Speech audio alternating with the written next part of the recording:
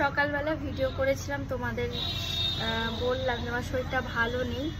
তারপরে ওষুধ খেয়েছি, আর হলো গিয়ে এমনি ডাক্তার আমাকে ওষুধ দিয়েছে। আমার যে বললাম যে অনেক আগে দিয়ে আমার শরীরটা একটু খারাপ, শুধু দুটো বাচ্চা, তার জন্য আমি অতটা মানে কী বলে ভেঙে পড়ি না, স্ট্রং থাকি।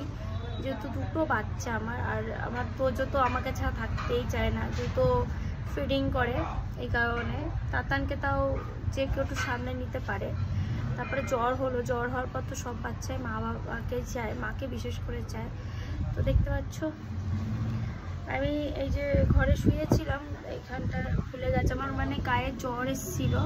জ্বরটা কিন্তু বাইরে থেকে না, আমি থার্মোমিটারে মাপছি 98 এরকম, মানে বুঝতে পারছি আমার ভীষণ শরীর খারাপ, মাথা ঘুরছে, গাছটা কামড়াচ্ছে, সে আঙ্গুলগুলো না কামড়াচ্ছে, মানে আমি কী বলবো, মানে আমি সবাই বলছি আমার গাটা টিপে দাও, পিঠ ব্যথা করছে।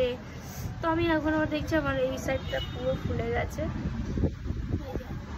চোখটা দেখতে পাচ্ছ কেন ফুললো কে জানে, কি কারণে ফুললো তাও জানি না। তাই আমি চলে আসলাম তো এইদিকে একটু বসি আর তোমাদেরকে একটু বলি।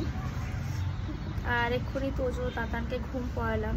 তোজো খুব কান্না করছিল আমাকে, মানে আমার শরীরটা খারাপ, আমাকে পাচ্ছে না, খুব কান্না করছিল।